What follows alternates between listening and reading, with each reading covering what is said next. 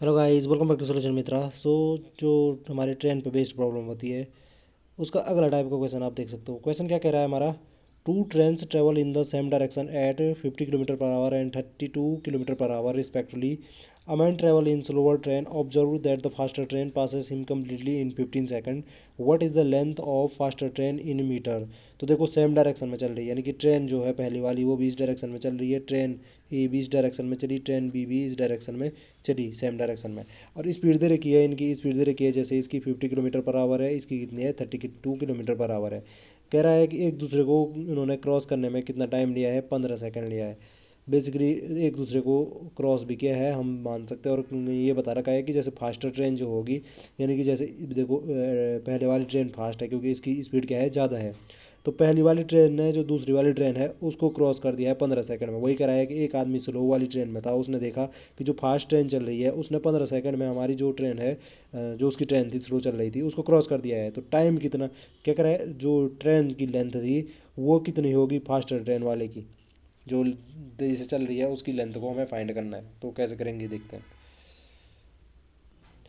तो देखो आप लोग, हमने जब पिछली बार एक जो क्वेश्चन कराया था उसमें एक लॉजिक ये बताया था कि ट्रेन जो दोनों एक ही डायरेक्शन में चलती, L1 L2 लेंथ की। तो जो डिस्टेंस, बेसिक सा क्वेश्चन मतलब जो हमारा लॉजिक होता है वो तो यही होता है कि डिस्टेंस बराबर स्पीड गुणा गया टाइम। अब यहाँ से दो तीन में से दो चीज़ें पता होंगी, एक चीज़ निकालनी होगी, ठीक है जी। तो आसानी से आप निकाल सकते हो जो भी चीज़ पूछ रखी होगी इस फॉर्मूले से, इधर उधर करके।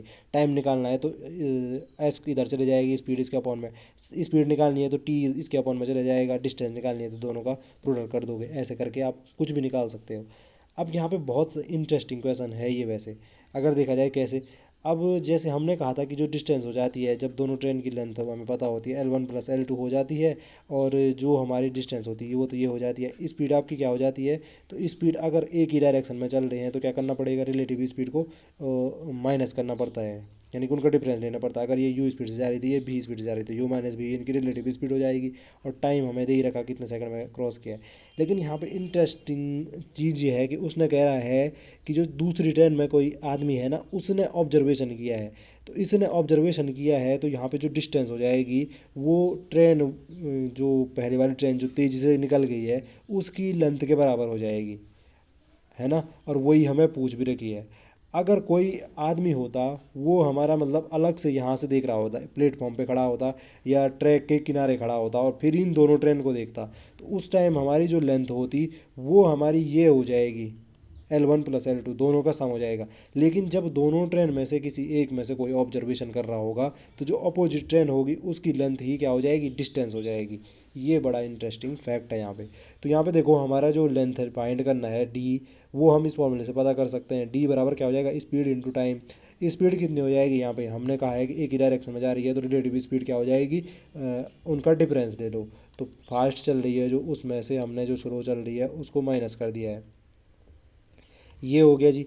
इनटू टाइम, यहाँ पे देखो टाइम तो हम कर ही लेंगे, लेकिन ये देखो किलोमीटर पर आवर में है तो इनको हमें मीटर पर सेकंड में बदलना है। तो किससे मल्टीप्लाई करना पड़ेगा, 5/18 से मल्टीप्लाई करना पड़ेगा। इनटू टाइम, टाइम हमें दे रखा था कितने सेकंड में क्रॉस किया, तो 15 सेकंड में क्रॉस किया।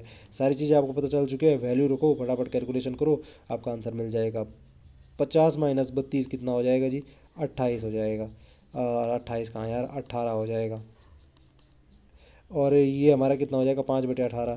तो 18 से 18 भी कैंसिल हो जा रहा है। इंटू 15, तो 15 इंटू 5 कितना हो जाएगा जी, 15×5 = 75। तो ये कितना हो जाएगा, 75 क्या हो जाएगी मीटर। इतने मीटर लेंथ होगी जी हमारी कौन सी वाली ट्रेन जो फास्ट चल रही थी। और ऑब्जर्वेशन किसने किया था, जो स्लोवर ट्रेन में कोई आदमी बैठ रखा था उसके ऑब्जर्वेशन से हमें ये पता चला। आई होप जो ये कॉन्सेप्ट आपके समझ में आएगा। आपसे फिर मुलाकात होगी किसी अगले टॉपिक के साथ, तब तक के लिए बाय बाय, टेक केयर।